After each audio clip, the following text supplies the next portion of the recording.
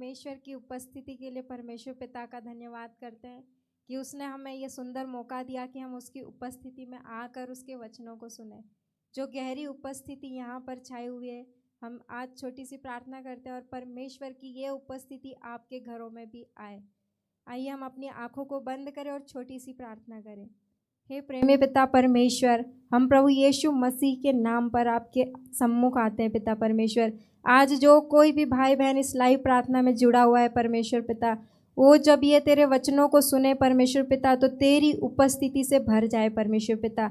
जिस प्रकार कल अपोस्तल जी ने हमें बताया कि प्रभु तू जब उस समारी स्त्री से बात कर रहा था तो उस समारी स्त्री को किसी ने चेंज नहीं किया, लेकिन जब तेरा वचन तेरे मुंह से निकलकर उसके अंदर गया तो उसने उसका जीवन चेंज कर दिया परमेश्वर पिता। आपका ये पवित्र वचन हर एक के दिल में जाए और उनके पूरी सिचुएशन को चेंज करे। प्रार्थना मांगते हमारे उद्धारकर्ता प्रभु यीशु मसीह के नाम में, आमीन आमीन। मैं सबसे पहले परमेश्वर पिता का धन्यवाद करती हूँ कि उन्होंने मुझे आज आपके सामने वचन सुनाने के लिए खड़ा किया, और हमारे अपोस्तल जी का भी बहुत बहुत धन्यवाद करती हूँ और सारी मिनिस्ट्री का भी। उन्होंने मुझे कहा कि तुम्हें वचन सुनाना है, तो मैं थोड़ा सा डर गई थी, लेकिन परमेश्वर के आत्मा ने कहा डर मत, केवल विश्वास रख। जब उन्होंने मुझे ये बताया तो मैंने सोचा प्रभु आप बताइए कि मैं क्या प्रीच करूँ, आप बताइए। जब मैं प्रार्थना कर रही थी अपने प्रार्थना के कमरे में, तो परमेश्वर ने कहा मुझसे, भजन संहिता 118 उसकी 17 आयत उसने मुझे बताई। उसमें लिखा है, मैं ना मरूंगा वरन जीवित रहूंगा और परमेश्वर के कामों का वर्णन करता रहूंगा। हालेलुया। हम ना मरेंगे वरन जीवित रहेंगे और परमेश्वर के कामों का वर्णन करते रहेंगे। आमीन। हम में से कोई भी भाई बहन कभी भी नहीं मरेगा, क्योंकि हमारे पास हमारा जिंदा खुदा अनंत जीवन देने के लिए वो स्वर्ग से उतर आया।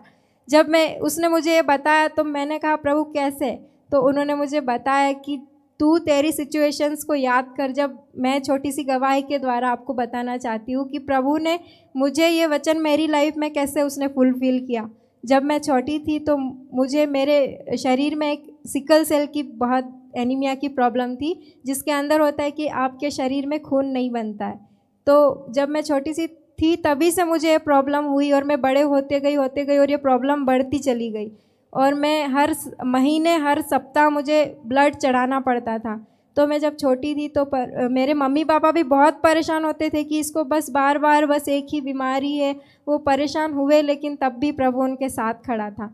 तो जब मैं बीमार होती थी तो मुझे हमेशा डॉक्टर के पास जाना पड़ता था, और आधे से ज़्यादा समय मैं अपना केवल डॉक्टर के घर में यानी कि हॉस्पिटल में बिताती थी।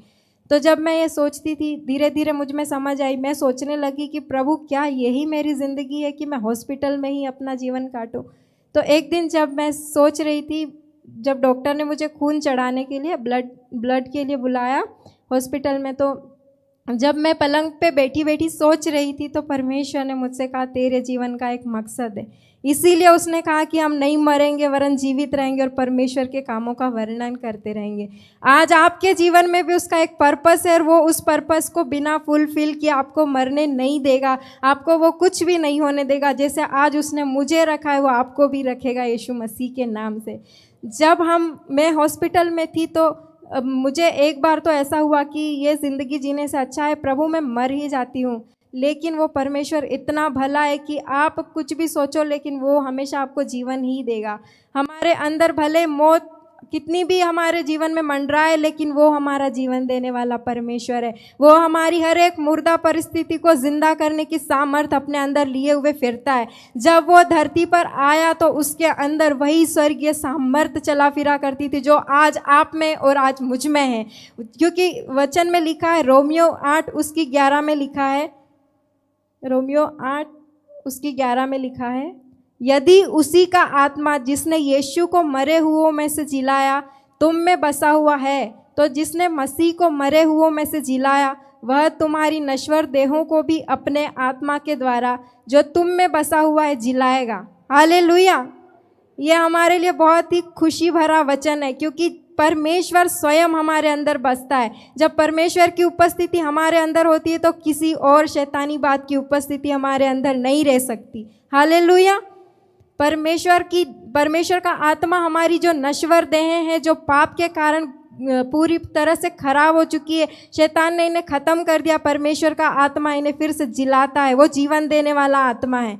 तो जब मैं हॉस्पिटल में थी तो तब भैया से, अपोस्तल जी से हम पुरानी जान पहचान थी, लेकिन मैं विश्वास में इतना मजबूत नहीं थी। मेरा जन्म एक मसीह परिवार में हुआ, लेकिन मैं यीशु मसीह को पूरी तरीके से, जिस तरीके से उसने मुझे आज समझाया अपोस्तल जी के द्वारा, ऐसा मैं उन्हें नहीं जानती थी।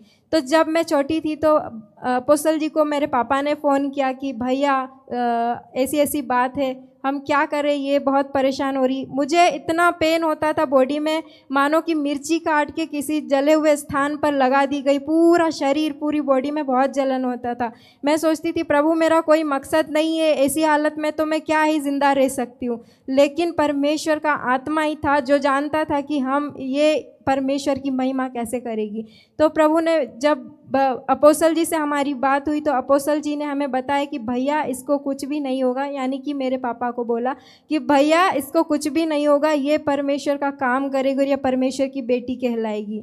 तब मैं सोच रही थी कि ये ऐसा कैसे हो सकता है, जैसे मरियम ने सोचा था कि ऐसा कैसे हो सकता है। लेकिन हमारा परमेश्वर जो हमारे अंदर निवास करता है, उसके द्वारा हमारे लिए सब कुछ संभव है। हालेलुया। परमेश्वर की सामर्थ हमारी नश्वर देहों को जिला सकती है। परमेश्वर की सामर्थ हमारे गिरे हुए हालातों को फिर से बना सकती है। परमेश्वर का वचन कहता है परमेश्वर के लिए कुछ भी असंभव नहीं है। अगर आपको दिखाई देता है कि मेरे लिए ये सिचुएशन मेरी कुछ भी अब नहीं सुधर सकती है, कंडीशन मेरी खराब हो चुकी है, तो परमेश्वर आज आपसे बोलता है कि आपकी नश्वर देहों को वो आज जिलाएगा यीशु मसीह के नाम से। आपकी मरी हुई हालत है, यीशु मसीह आज ठीक करेंगे। ओ प्रभु, आपने कहा है, प्रभु का वचन कहता है कि मैंने तुम्हें डर का नहीं बल्कि सामर्थ्य का आत्मा दिया है। जब उसने हमारे अंदर सामर्थ्य रखा है तो हमारे अंदर किस बात का डर होगा। प्रभु का आत्मा हमारे अंदर काम करता है। क्योंकि देखो 2 तीमुथी 1:7 में लिखा है, क्योंकि परमेश्वर ने हमें भय की नहीं पर सामर्थ और प्रेम और संयम की आत्मा दी है। हमारे अंदर सामर्थ्य बसता है परमेश्वर का। अगर हम उसकी सामर्थ्य को अपनी देह में लिए फिरते हैं तो मौत या बीमारी की कोई हम पर हक नहीं है कि वो हमें मार सके, क्योंकि हम नहीं मरेंगे, हम जीवित रहेंगे और परमेश्वर के कामों का वर्णन करते रहेंगे। हम बनाए इसीलिए गए हैं कि हम कभी मौत को ना देखें, और हमारा जिंदा खुदा इसीलिए स्वर्ग से उतर आया कि हम कभी मरे ही ना। उसने खुद कहा यूहन्ना 10:10 में, मैं इसीलिए आया कि तुम्हें जीवन मिले और परिपूर्णता का जीवन मिले। जैसा कि लिखा है यूहन्ना 10:10, चोर किसी और काम के लिए नहीं परंतु केवल चोरी करने और घात करने और नष्ट करने को आता है। मैं इसीलिए आया कि वे जीवन पाए और बहुत तायत से जीवन पाए। यीशु मसीह ने हमारे लिए केवल और केवल जीवन रखा है, और वो जीवन उसके आत्मा के द्वारा हमारे अंदर डाला गया है। जब उसका आत्मा आपको उठाता है तो आपको शैतान कैसी भी परिस्थिति हो आपको वो रोक नहीं पाएगी यीशु मसीह में बढ़ने से।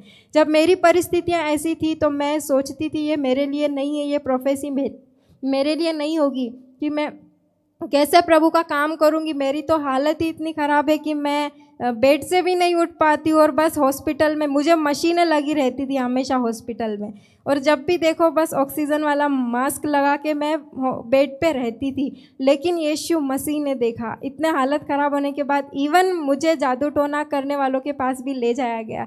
लेकिन जादू टोना करने वालों के साथ भी क्या हुआ वो मैं आपको बताती हूँ। जब मेरे पापा ने मुझे जादू टोना करने वालों के पास वो मुझे ले गए, तो रात में वो लेके गए थे। उन्होंने कहा कि हम रात भर इसके ऊपर जादू टोना करेंगे और ये ठीक हो जाएगी। लेकिन प्रभु का आत्मा इतना अच्छा है कि तब मैं वचन नहीं जानती थी, लेकिन जो गिनती 23 उसकी 23 आयत में लिखा है, गिनती 23 उसकी 23 आयत में लिखा है, निश्चय कोई मंत्र याकूब पर नहीं चल सकता और इज़राइल पर भावी कहना कोई अर्थ नहीं रखता, परंतु याकूब और इज़राइल के विषय में अब यह कहा जाएगा कि ईश्वर ने क्या ही विचित्र काम किया है। सचमुच में ईश्वर ने मेरे जीवन में विचित्र काम किया है। जब वो पूरी रात मुझ पर झाड़ा फूक करते रहे और मेरे अंदर ये वचन चलता रहा, मैं इसे अपने अंदर दोहराती गई कि निश्चय याकूब पर कोई मंत्र नहीं चल सकता, निश्चय याकूब पर कोई मंत्र नहीं चल सकता।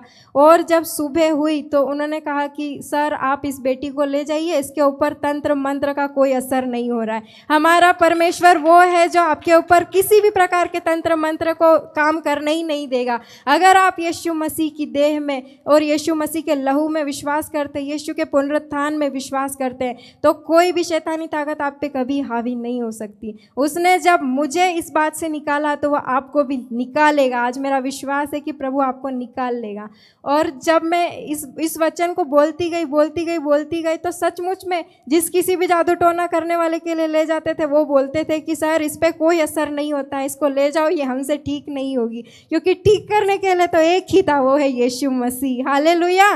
नहीं निकाल महान है जो इस संसार में। मैंने विश्वास किया और मैं बोला कि जो मुझ में है वो उससे भी महान है जो इस संसार में। चाहे कोई संसार में कितना ही बड़ा शैतान क्यों ना हो, लेकिन जो तुम्हारे अंदर है वो सबसे महान है और उसके आगे कोई शैतान की बात काम नहीं कर सकती। जब मैंने इस वचन को विश्वास के साथ दोहराया तो मेरी सारी बीमारियां, मेरी सारी प्रॉब्लम्स सचमुच में ऐसे चली गई जैसे कभी थी ही नहीं वो प्रॉब्लम। इसलिए मैं परमेश्वर का धन्यवाद करती हूँ। इसीलिए मैं विश्वास भी करती हूँ कि यीशु मसीह का आत्मा आपको हर एक ऐसी सिचुएशन से जो आपको इम्पॉसिबल लग रही है वो आपको निकाल लेगा, क्योंकि वही सामर्थी परमेश्वर है। आप दुनिया में कहीं भी जाओगे, जैसे अपोस्तल जी कल बता रहे थे कि जो आपको बहुत अच्छे अच्छे अनुभव भी दे देगी दूसरी सामर्थ, लेकिन सच्ची सामर्थ केवल यीशु मसीह के पास है। और वही सच्चा सामर्थी खुदा है, क्योंकि उसी ने हमें बचाने के लिए अपना लहू भी हमारे लिए दे दिया।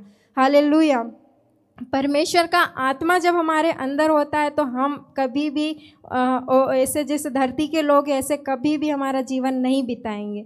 हम हमेशा अलग दिखेंगे, क्योंकि परमेश्वर का आत्मा हमें शैतान से अलग करता है, क्योंकि वो पवित्र है और वो हमें पवित्र बनाता है। जब पवित्र आत्मा मेरे अंदर आया, जब मैंने पवित्र आत्मा को अपने जीवन में अनुभव किया, तो पवित्र आत्मा ने मुझे एक अलग ही लेवल दिया।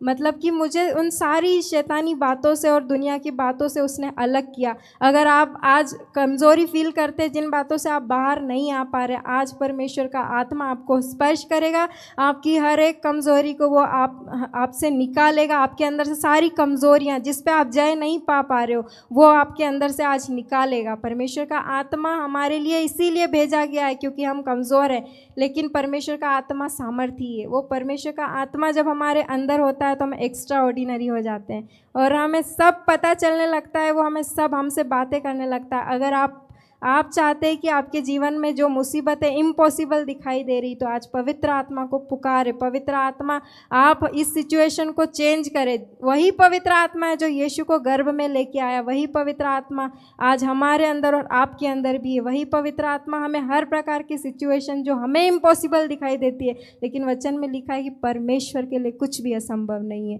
उसके लिए सब कुछ संभव है, वो सब कुछ कर सकता है। विश्वास करने वाले के लिए कुछ भी असंभव नहीं है। याद रखें, क्योंकि यीशु मसीह का कलाम कभी भी झूठ नहीं बोलता। आकाश और पृथ्वी टल जाए तो टल जाए, लेकिन परमेश्वर का वचन कभी नहीं टलेगा। उसके वचन में इतनी सामर्थ है कि वो हमारी मुर्दा देहों को भी जीवित कर देता है। हम जब पाप किया हमने, तो हमारा कनेक्शन आदन वाटिका में शैतान ने पाप करवाने के द्वारा उसने हमारा कनेक्शन परमेश्वर से तोड़ दिया, लेकिन उसी कनेक्शन को यीशु मसीह ने फिर से जोड़ दिया। हालेलुया। परमेश्वर सचमुच में बहुत ही महान है और वो सच में सामर्थी है। मेरे जीवन में और भी बहुत बहुत बड़े बड़े काम किए परमेश्वर ने। मैं दुनिया में फंसी हुई थी, मैं सोचती थी यार दुनिया के लोग कितना मज़े से रहते हैं और मैं इस प्रकार का जीवन क्यों जीऊँ, मैं सेक्रीफाइस क्यों करूँ प्रभु। लेकिन परमेश्वर ने कहा तू अगर विश्वास करेगी मेरे वचन पे तो तू परमेश्वर की महिमा को देखेगी।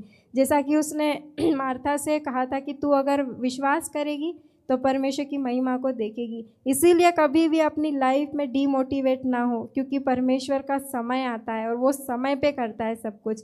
उसकी बातें समय पर पूरी होती है। यीशु ने, जैसे जॉन 11:14 में लिखा है, यीशु ने उससे कहा, क्या मैंने तुझसे नहीं कहा था कि यदि तू विश्वास करेगी तो परमेश्वर की महिमा को देखेगी। और मैंने उसी महिमा को आज मेरे जीवन में पूरा होते देखा। तो आप कभी भी निराश मत होइए कि इतना साल हो गया परमेश्वर मेरे जीवन में कुछ भी नहीं कर रहा है। वो उसका एक समय है। बाइबल में लिखा है कि हर एक बात का अपना एक समय होता है। वो मुझे समय पर निकाल के लाया तो वह आपको भी समय पर निकाल लेगा, और वो समय आज है। आज आप परमेश्वर के रूह को पुकारो, क्योंकि रूह के अलावा हमें कोई नहीं बचा सकता। यीशु मसीह अपनी देह में वो सामर्थ लिए लिए फिरता था, जो सामर्थ आज उसने हमें दे दी है, हमारे अंदर है वो सामर्थ। हम किसी से कमज़ोर नहीं, कभी भी अपने आप को कमज़ोर ना समझे, क्योंकि यीशु मसीह का आत्मा हमारे अंदर है। ये कोई छोटी बात नहीं होती कि यीशु मसीह का आत्मा हमारे अंदर है, स्वयं परमेश्वर हमारे अंदर रहता है। इस बात को अपने अंदर हमेशा याद रखें कि परमेश्वर का आत्मा मेरे अंदर है।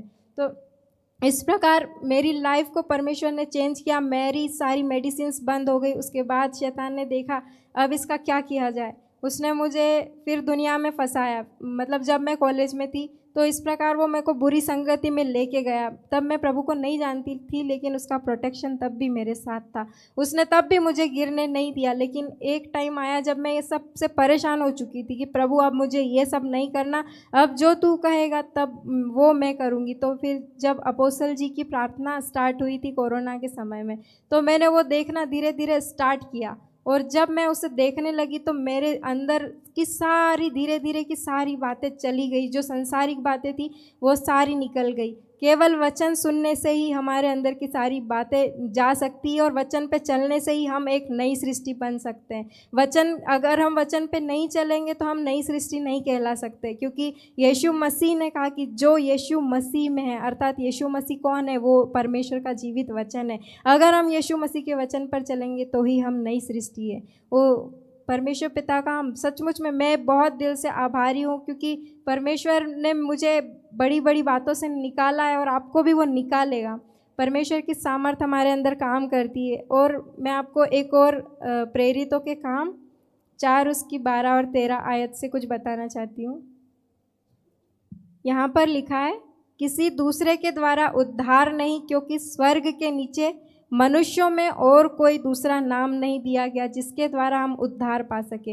यानी कि यीशु मसीह के अलावा इन संसार में मनुष्यों को और कोई दूसरा नाम नहीं दिया गया जिसके द्वारा उद्धार हो सके। हो सकता है आप मेरे जैसे ही कई लोगों के पास शांति के लिए भागते हो, लेकिन शांति के राजकुमार को छोड़ के अगर हम कहीं भागेंगे तो हमें कहीं भी शांति नहीं मिलेगी। हमें आना है तो शांति के राजकुमार के पास, अर्थात यीशु मसीह के पास आइए, और उसी के द्वारा हमें शांति मिलेगी। क्योंकि वचन कहता है कि क्योंकि वचन में लिखा है, स्वर्ग के नीचे मनुष्यों में और कोई दूसरा नाम है ही नहीं।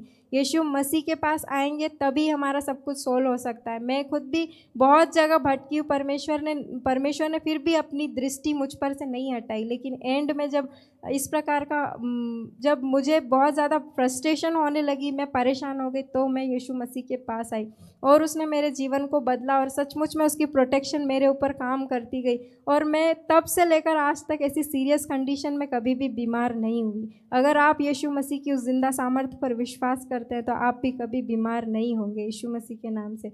और आप भी प्रभु की विक्ट्री में चल सकते हैं, क्योंकि परमेश्वर का आत्मा हमें हमेशा विक्ट्री में लेके चलता है। और मैं आपको एक और वचन बताना चाहूँगी, यिर्मयाह उसकी 1 उसकी 5 आयत। गर्भ में रचने से पहले ही मैंने तुझ पर चित्त लगाया, और उत्पन्न होने से पहले ही मैंने तेरा अभिषेक किया। मैंने तुझे जातियों का भविष्यवक्ता ठहराया। ये परमेश्वर का वचन हमसे बात करता है कि गर्भ में रचने से पहले ही मैंने तुझ पर चित्त लगाया। आप पर किसी ने चित्त लगाया या ना लगाया, लेकिन परमेश्वर ने गर्भ में उत्पन्न होने से पहले ही आप पर चित्त लगाया है। हालेलुया। और उत्पन्न होने से पहले ही मैंने तेरा अभिषेक किया है। यानी कि हम जब पैदा भी नहीं हुए तभी से प्रभु ने हमारा अभिषेक कर दिया है। हमें कई बार होता है कि हमें कोई देख नहीं रहा, हमारी कोई मदद नहीं कर रहा, लेकिन परमेश्वर ने कहा कि गर्भ में रचने से पहले ही मैंने तुझ पर चित्त लगाया। यानी कि मैंने अगर तुझ पर ध्यान लगाया तो तू कोई मामूली इंसान नहीं है, तू मेरा चुना हुआ और अभिषेक किया गया। ये वचन प्रभु ने मेरे जीवन में पूरा किया। और एक और गवाही मैं आपके साथ शेयर करना चाहूँगी।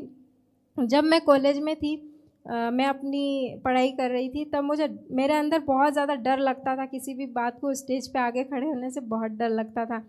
तो मुझे होता था कि अब मैं क्या करूँगी, परमेश्वर मुझे अगर आगे खड़ा कर दिया तो मैं क्या बोलूँगी, कैसे हैंडल करूँगी। तो परमेश्वर के आत्मा ने अपोस्तल जी ने मुझे, जब मैं 10th क्लास में थी तब मुझे एक वचन दिया था, जो वचन है यशायाह 54 उसकी 4 आयत में।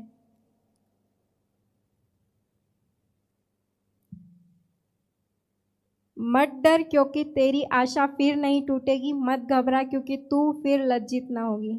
यहाँ पर लिखा है मत डर।